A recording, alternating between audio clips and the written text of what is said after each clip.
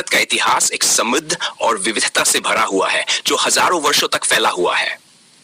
इस इतिहास में विभिन्न संस्कृतियों, धर्मों, साम्राज्यों, युद्धों और सामाजिक परिवर्तनों का उल्लेखनीय योगदान रहा है।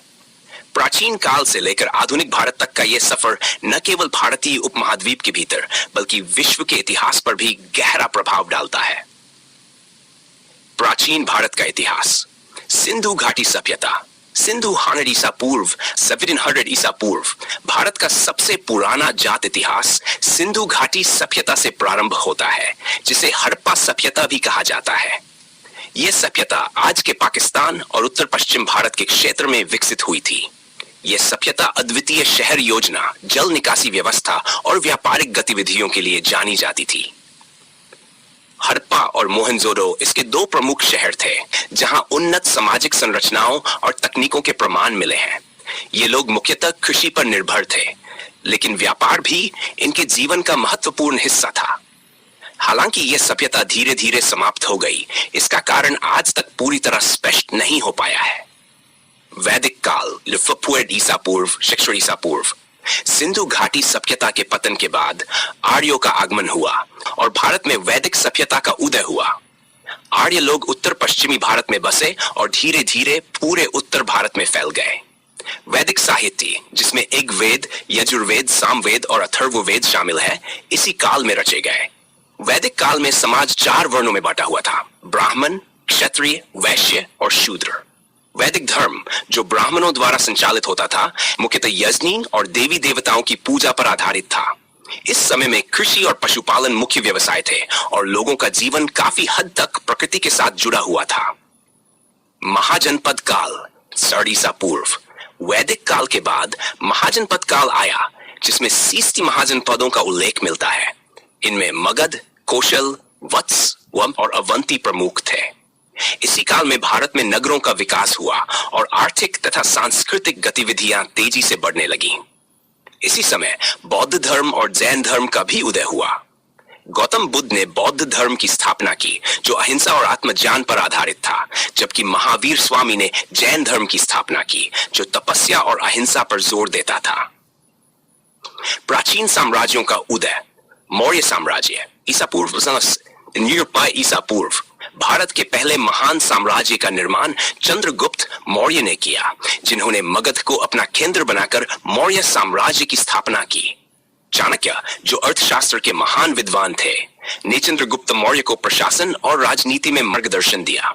चंद्रगुप्त के बाद उनके पुत्र बिंदुसार ने साम्राज्य का विस्तार किया और उनके पोते अशोक ने इसे अपने चरम पर पहुंचाया। सम्राट अशोक का शासनकाल भारतीय इतिहास का एक महत्वपूर्ण अध्याय है। अशोक ने कलिंग युद्ध के बाद बौद्ध धर्म अपनाया और अहिंसा तथा धर्म प्रचार को अपने शासन की नींव बना लिया। अशोक के शिलालेख और स्तंभ आज भी भारतीय उपमहाद्वीप के विभिन्न हिस्सों में देखे जा सकते हैं। गुप्त साम्राज्य ईस्वी यूनिफाइड ईस्वी मौर्य साम्राज्य के पतन के बाद भारत में कई छोटे छोटे राज्यों का उदय हुआ। गुप्त वंश ने लगभग 3री शताब्दी के अंत में उत्तर भारत में सत्ता स्थापित की। चंद्रगुप्त प्रथम ने इस साम्राज्य की नींव रखी, लेकिन इसका वास्तविक उत्कर्ष समुद्रगुप्त और चंद्रगुप्त द्वितीय के शासनकाल में हुआ। गुप्त युग को भारत का स्वर्ण युग माना जाता है, क्योंकि इस काल में कला, साहित्य, विज्ञान और गणित के क्षेत्र में उल्लेखनीय उन्नति हुई। आर्यभट्ट और वराहमिहिर जैसे महान गणितज्ञ और खगोल शास्त्री इसी युग में हुए।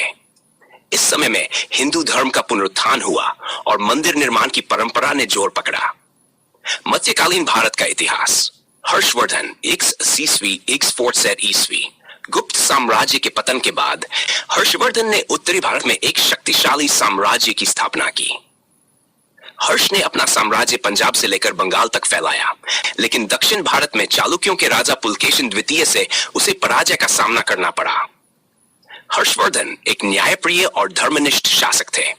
उनके समय में बौद्ध धर्म का भी विस्तार हुआ और उन्होंने बौद्ध धर्म को बढ़ावा दिया।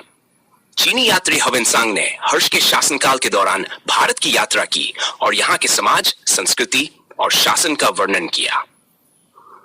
दिल्ली सल्तनत 6 ईस्वी 12 ईस्वी भारत में इस्लाम का आगमन 8वीं शताब्दी में हुआ, जब सिंध पर अरबों ने आक्रमण किया। लेकिन 12वीं शताब्दी में तुर्क आक्रमणों के बाद दिल्ली सल्तनत की स्थापना हुई। कुतुबुद्दीन ऐबक ने गुलाम वंश की नींव रखी और इसके बाद कई अन्य वंशों ने दिल्ली पर शासन किया, जिनमें खिलजी, तुगलक, सैयद और लोदी वंश प्रमुख थे।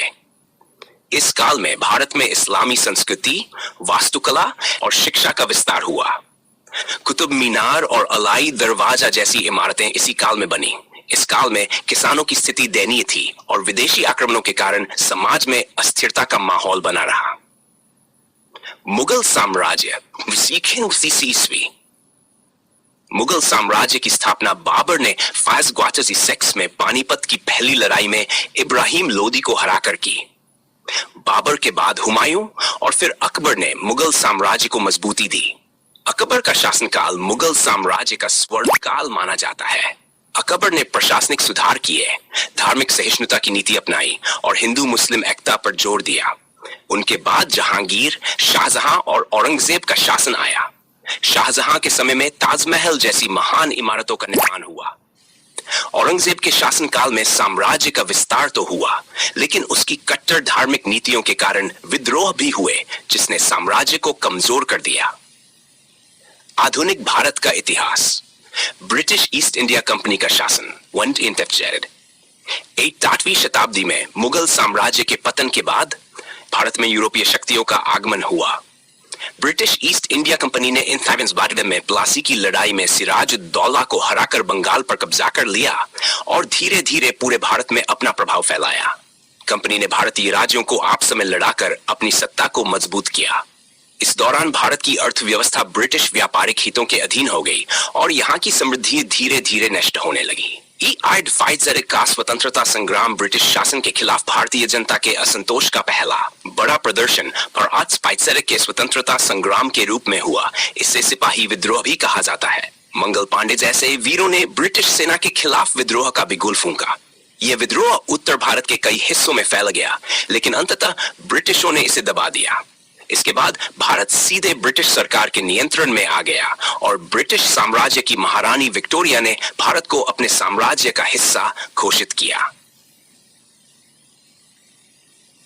भारतीय राष्ट्रीय आंदोलन 9वीं शताब्दी के अंत और 20वीं शताब्दी के प्रारंभ में भारतीय राष्ट्रीय कांग्रेस की स्थापना हुई, जिसने भारत में स्वतंत्रता आंदोलन की अगुवाई की। महात्मा गांधी, जवाहरलाल नेहरू, सुभाष चंद्र बोस, भगत सिंह और कई अन्य नेताओं ने इस आंदोलन को दिशा दी। गांधी जी के नेतृत्व में सत्याग्रह और